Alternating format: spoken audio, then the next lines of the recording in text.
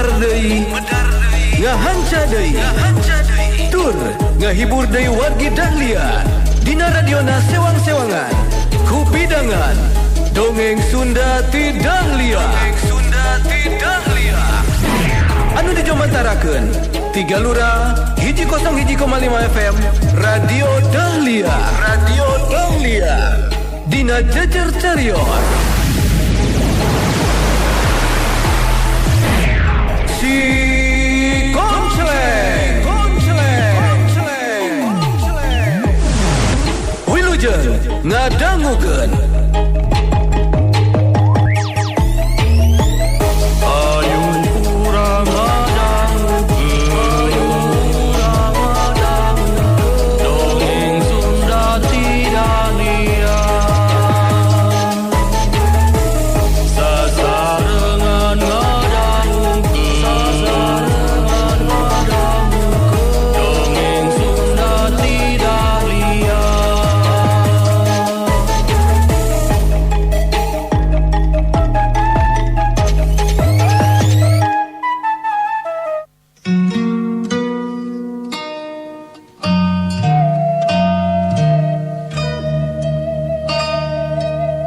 Wargi Dahlia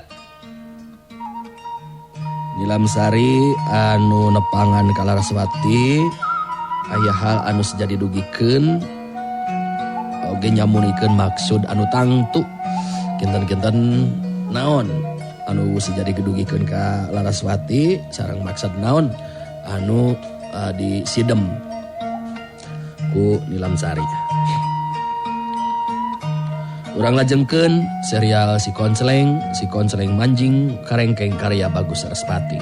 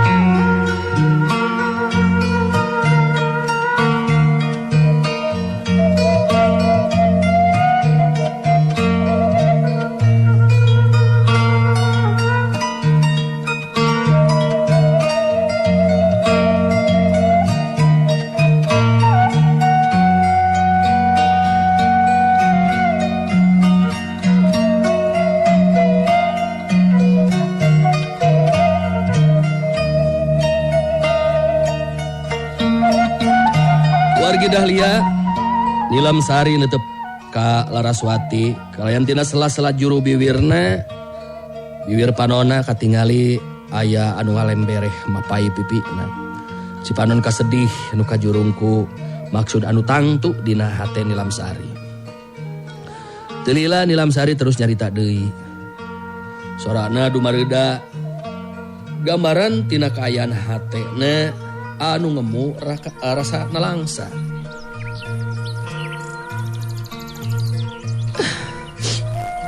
Sakali deui abdi miharep muka Laraswati ulah lepat hartos ku ayeuna abdi nyarios ka ece di dieu sanes aya maksud pikeun ngagorengkeun Kang Konceleng. Nanging memang kanyataanna kitu. Laraswati kerung ngageter hatena muwuh beuki panasaran hayang nyaho naon sabenerna anu rek dicaritakeun ku Nilamsari. Ai Nilam teu kedah di dingding clear di sindang Siloka. Ece oge geus dibejaan ku Kang Konceleng ngeunaan saha sabenerna nyi Nilam. Margi ece anu memang nanyakeun ka Kang Konceleng. Bisi aya hal anu acan kanyahoan ku ece taya salahna upama ayeuna dicaritakeun ku Nyi Nilam. Lalaki di mana-mana oge sarua ce. Diri diri abdi mangrupa korban tina kalicikan lalaki. Sabalah Arum Sari oge pasti dina hatena tetep temu rasa kasedih. Sok sanajan ayeuna dipihukum ku prawira. Laraswati tetepanana beki antem. Tetepan anu ngandung rasa kapanasaran. Laraswati kedal deui lisan.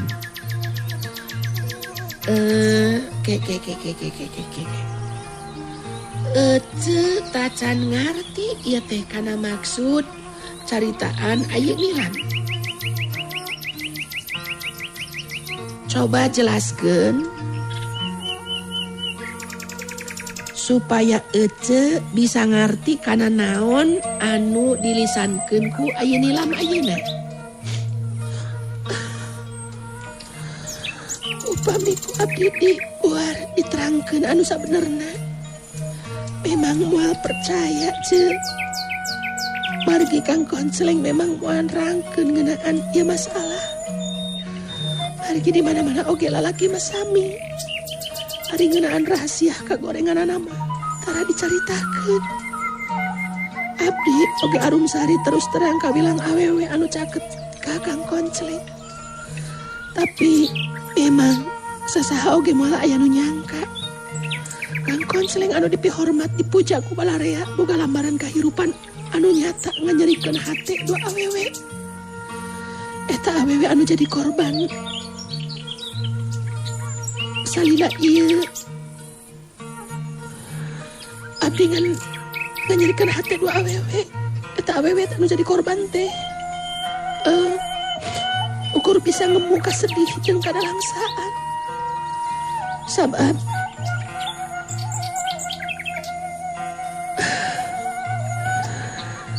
saha anu bisa diajak nyarita atuh. Komo Arum Sari sasatna geus dihukum ku prawira. Anu eta teh murid na Kang Konseleng. Nasib diri kadar awak abdi memang goreng. Tungtas disungsi diri di seorang badan. Dirupama kembang anu tos disesep sari madu. Abdi oge Arum Sari tetela ditinggalkeun. Dari anu lain mikirna. Hate lajang jawi. Margi Kang Konseleng teu tanggung jawab kana tindakanana. Abdi ayeuna ngahaja dilisankeun ka Ece Laraswati. Margi saha anu terang hiji waktu Kang Konseleng oge bakal ngalakukeun tindakan saperti ka diri abdi. Terus tumiba ka Ece Laraswati. Nyarita dibangun bari jeung ceurik. Tur anu diajakan cumaritana Laraswati nu kurang saringan dina narima caritaan batur. Puguh bae harita jadi tagiwur hatena. Malah langsung kepangaruhan ku eta caritaan.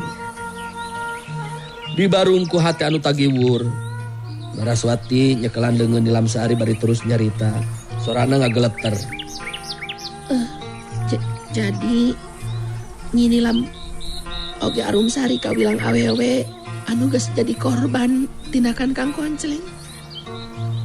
Nah, atuh ka Ece mah teu ngomongkeun anu sabenerna Kang Konseleng teh. Upama memang kitu kanyataanana geus katipu atuh Ece teh ai saha jalmana anu daek nyaritakeun rahasia kagorengan ka awewe anu dipiharep bisa percaya ka diri. Ngan abdi teu ridho upama jalma saperti Ece Laraswati kudu ngaranapa nasib saperti diri abdi. Memang ayeuna Ece Laraswati dipihukum sacara resmi ku Kang Konseleng. Tapi naon hartosna eta kayaan upama ayeuna diri abdi oge Arum Sari ditinggalkeun teu beda ti karuntah. Kasangsaraan saumur tetece. Laraswati jadi leungit tinimbangan. Langsung kapangaruhan ku caritaan Nilam Sari. Dirina leuwih percaya kana omongan Nilam Sari ayeuna. Tibatan kana caritaan si Konseleng anu jadi salakina. Laraswati neuteup ka hareup siga melong ka tempat anu kosong. Bibirna gerendeng siga anu ngomong sorangan. Memang bener. Moal aya jalma anu daek terus terang secara jujur nyaritakeun ngeunaan rahasia pribadi. Pang-pang namah kagorengan anak. Namun kitu mah diri aing geus katipu. Kabobodo ku Kang Konsleng. Tesangka kitu telajakna Kang Konsleng dina waktu ka tukang. Nilam Sari beki kerep cipanona. Harita terus nyarita deui sorakna dumareuda. Punten kitu oge ceuk. Dari abdi sanes ngutik-ngutik kajadian anu tos kaliwat. Tapi ku emputan abdi. Ya prayogi kauningan ku saira ece. Saanu terang Kang Konsleng bakal ngalakukeun tindakan anu sarua ka ece. Laraswati neuteuk deui ka Nilam Sari terus nyarita dibarengan ku Cipanon anu ngalembereh mapai-mapai pipina.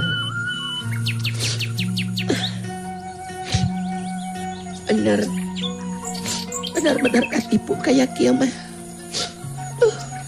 Aja teu sangka kitu tindak lakuna Kang Konsleng teh. Cacakan namun aja nyaho mah. Aja moal daek dipihukum ku Kang Konsleng. Sabab naon hartina aja bagja. Tapi aya dua awewe anu hatena sangsara salilakna. Lamun kitu mah Kang Konsleng dengan ukur senyit ngaran di luar ku ungkul. Nu puguh mah kitu geuningan tinakanana. Nilam Sari seuri dina hatena mah. Sabab maksud jeung tujuanana tetela bisa dilaksanakeun tur keuna kana sasaran. Rasakeun ku anjeun Laraswati. Aing leuwih suka ancur rumah tangga na batan Kang Konsleng kudu jadi milik anu lain. Diri aing teu ridho lahir batin. Pek rasakeun ayeuna mah Laraswati. Sanggeusna ngarasa cukup ngobrol jeung Laraswati, Nilam Sari terus pamitan. Dina kayaan paroman anu alum nguyung, Nilam Sari pamitan ka Laraswati. Nuhun. Abdi henteu lami ceuk. Ayeuna mah bade pamitan wangsul. Hapunten pamatos kumawantu nyaritakeun ngeunaan masalah anu salaresna. Mangrupa rahasia pribadi diri abdi. Nanging upami ku abdi henteu didugikeun ka salira. Abdi petasa gaduh dosa ceuk. Ramios abdi mah lami aya di dieu. Nilam Sari memang geus hayang buru-buru balik, sabab sieun bisi si Konsleng kaburu datang. Sedangkan Laraswati anu hatena geus kapangaruhan ku caritaan Nilam Sari jadi henteu betah aya di imah. Harepanana oge hayang buru-buru lunta ninggalkeun eta patempatan.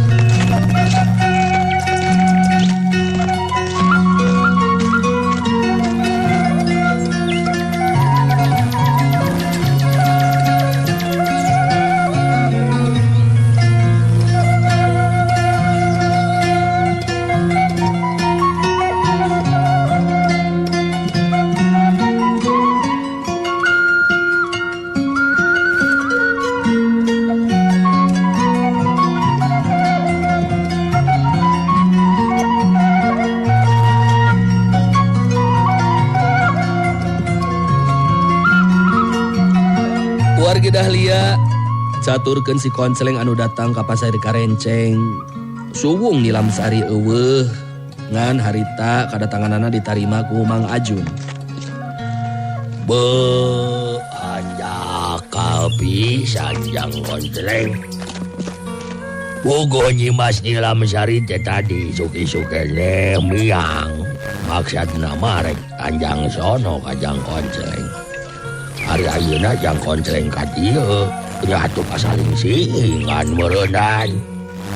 Si Konsleng rada hanjelu oge sabab Nilam Sari tetela init deui ka lembur Mekarjati. Tapi si Konsleng jarenge seuri gancang sadar karena kaayaan. Teu salawasna dirina oge bisa mastikeun bakal panggih jeung jalma anu ditepungan. Oh, kan bae, Mang. Kuring memang kudu loba gerak meureunnan. Sebab salila ieu geus arang langka lumampah jauh. Ngan bisi engke Nilam Sari aya datang mah. Bejakeun be kuring datang ka dieu kitu. Da di dagoan bisi lila teuing deui. Ya kitu hade atuh Jang Konceleng. Gugu kamari oge diobrolkeun ku Mang teh. Cegeng teh. Engke geus salse mah Mang anu hayang anjang sono nepungan Jang Konceleng teh. Laina naon. Hayang ngobrol beda. Sok aya betah ari geus ngobrol jeung Jang Konceleng teh geuningan. Ya, ari Mang Ajun rek kalembur mah bae teh teuing da moal disasaha tangtuna oge. Ngan wayahna ngobrolna moal saperti ti heula nepikeun ka subuh ayeuna mah. Sabab ayeuna mah kuring teh boga kawajiban nyaeta ngeukepan pamajikan.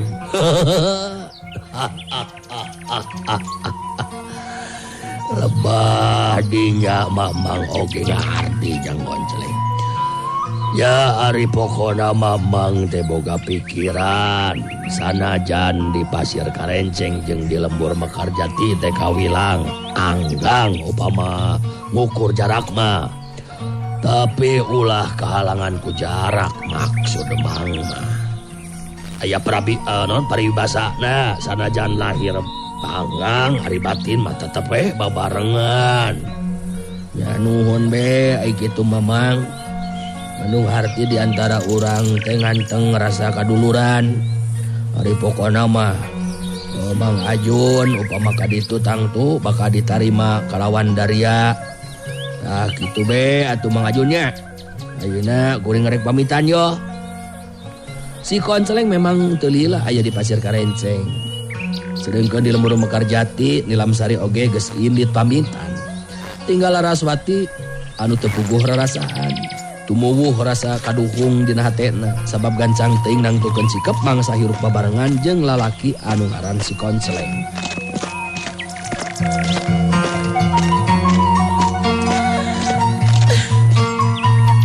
Tersangka kitu geningan kalakuan Kang Konceleng dina waktu ka tukang teh. Nya kan tersangka bakal kieu nasib diri kadar awak. Kawin ka lalaki anu pada muji tapi boga lambaran kehidupan pribadi geus nyangsarakeun dua wanoja saumur umur. Teu bisa upama diri aing terus marengan aya di dieu jeung anu salaki sanajan nya dipika cinta ku diri aing.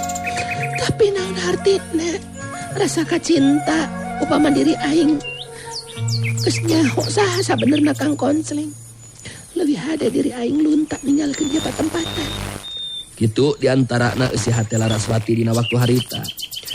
Geus teu make deui tinimbangan, harita Laraswati terus guturut bae nulis surat ditujukeun ka si Konceleng anu jadi salakina. Sanggeusna nulis surat ke si Konceleng, Laraswati terus pamitan bebeja ka Prawira bari nitipkeun surat ke si Konceleng teh ya. Dalihna Laraswati mah rek nyelang indit heula ka Lembur Jatiwangi lantaran aya kepentingan ngadadak. Prawira teu loba tatanya.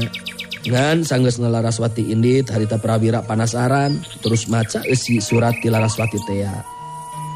Ngageter sapasang leungeun Prawira waktu leungeunna nyekelan surat Laraswati teh. Jelas bisa kabaca ku Prawira eusi surat keur si Konceleng teh anu unina kieu. Kahatur Kang Konceleng, abdi kapaksa miang ninggalkeun anu jadi salaki, oge ninggalkeun ieu lembur. Kang Konceleng teu kedah kaget, abdi tos terang sagala rupina. Saha Kang Konceleng anu sabenerna? Nilam Sari oge Arum Sari mangrupa dua wanoja anu dipiceun kitu bae ku Kang Konceleng. Lir upama kembang anu geus diseuseup sari maduna, tapi akhirna dipiceun teu beda ti karuntah. Sanajan ayeuna Arum Sari dipihukum ku Prawira, nya kitu deui Nilam Sari siga anu tenang aya di pasir karenceng. Tapi hatena ngarasakeun kasangsaraan samur hirup. Ku tega Kang Konseling nipu ka diri abdi. Naon atuh dosa jeung salah abdi? Abdi teu miharep maranapan nasib saperti Nilamsari jeung Arumsari. Oge naon hartina kabagjaan urang ayeuna upama Nilamsari jeung Arumsari jadi korban kapalsuan cinta Kang Konseling. Naon anu dicaritakeun ku Nilamsari mangrupa carita anti awewe anu taya gesan pakumaha mangsa nepikeun caritaanana. Memang rahasia anu sifatna pribadi sokomo ngeunaan kagorengan moal bisa diterangkeun secara terus terang jeung jujur. Abdi oge moal bisa maksa Kang Konseling sangkan menta anu sajujur-jujurna. Pileleyan Kang Konseling abdi bakal lumampah nenangkeun hate jeung pikiran lantaran geus kabelejog ku perasaan sorangan anu tunggara hate Laraswati. Sanggeusna beres maca eusi surat. Katingali beungeut Prawira jadi beureum ngembang wera. Nafsu ngagugudag. Sabab eta eusi surat teh nyabit-nyabit ngeunaan Arumsari anu jadi pamajikanana.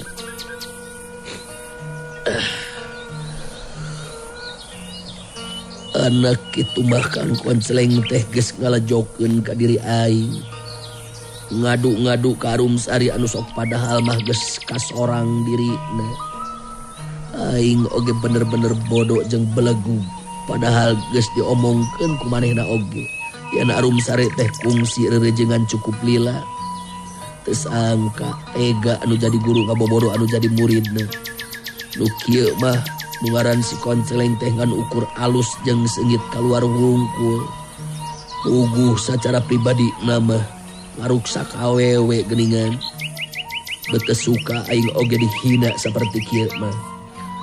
Kitu kayana hate Prawira dina waktu harita. Arumsari da puguh keur gede beuteung ngagoler sare di jero enggon komo waktu harita wanci teh pabebeurang.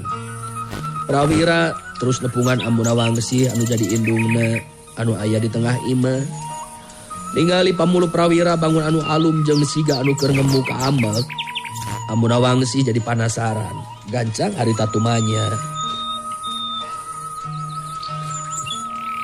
Aya naon ieu teh hidup teh katinggalina ku ambu bet rada beda.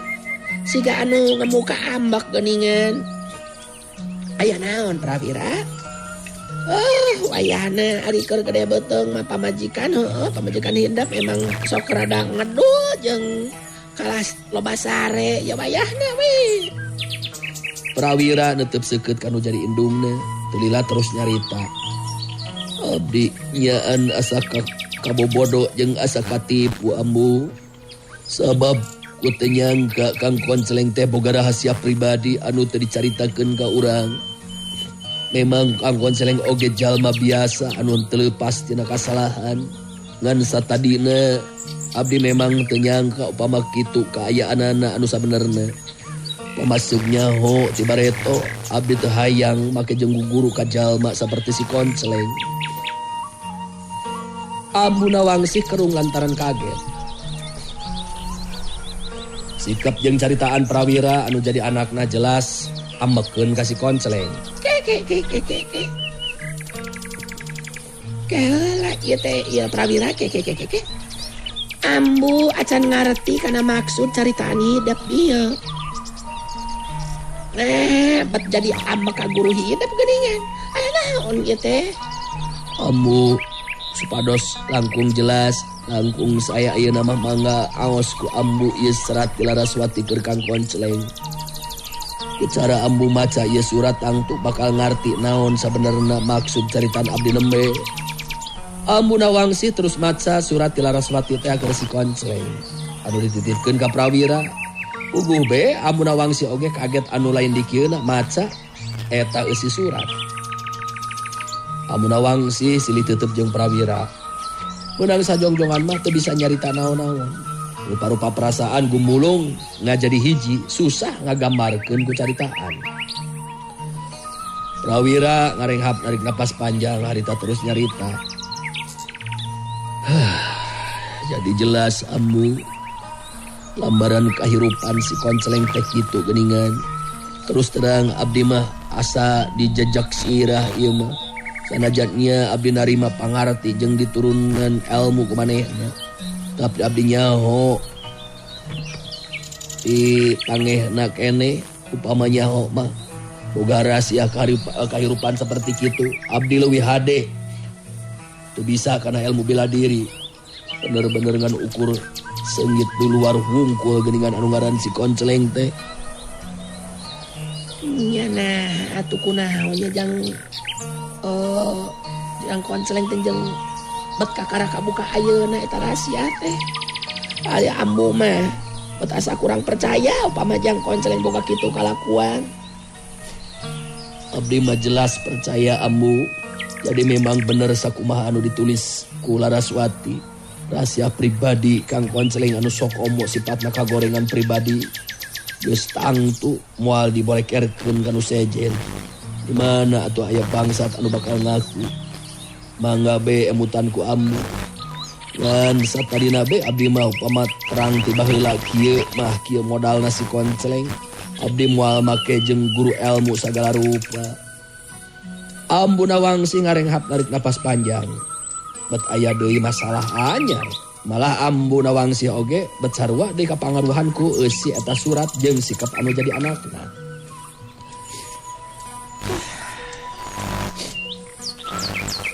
Nya urang teh sasatna geus dibobodo lamun kitu mah prawira. Hanes ku urang apanan jang konceleng teh sasatna di aku dulur petuh ini. Tapi boga lambaran kahirupan pribadi seperti kitu. Bet alus luarna hungku atuh meureunana ari kitu mah. Jelas abdi ambek ambu ku ayana kitu ulah nyalahkeun diri abdi upama diri abdi bakal ngayakeun tindakan ka si konceleng. Terus terang abdi geus moal ngabdi guru ka manehna. Tetela belangna kanyahoan geuningan ayeuna mah. Ngadenge anu keur gunter ngobrol antara Salekina jeung Ambu Nawangsi, Arumsari anu keur sare tibrate jadi hudang. Terus ngadengekeun kaget anu lain dikieun Arumsari ngadenge caritaan prawira anu jadi salakina bet ambek kasih konceleng. Wargi Dahlia waktu esperantos tanya kapan dewa kedah dipungkas dewa ieu serial si konceleng dinten ieu insyaallah enjing urang lajengkeun deui ya kumaha salajengna ieu lalampahan si konceleng anu parantos dipitenah ku Nilam Sari bakal kabongkar atar kumaha urang lajengkeun sakedik-sakedik enjing atuh dinten ieu sim kuring undur pamit atuh nuhun kada sadebar hatosana puntun samuda kerapatan wilujeng kantun kasadayana permios. Assalamualaikum warahmatullahi wabarakatuh. Panteng radio Panteng Dahlia enak-enak lenggamnya Dahlia prung gugu goyang. Wargi Dahlia cag heula urang cageun heula dugi ka dieu dongeng Sunda ti Dahlia dina dinten ieu dina carios si konceleng tong hilap ulah dugi ka kantun enjing patepang dangu deui dina acara sareng tempat anu sami mung di 101,5 FM Radio Dahlia. Wilujeng kantun permios.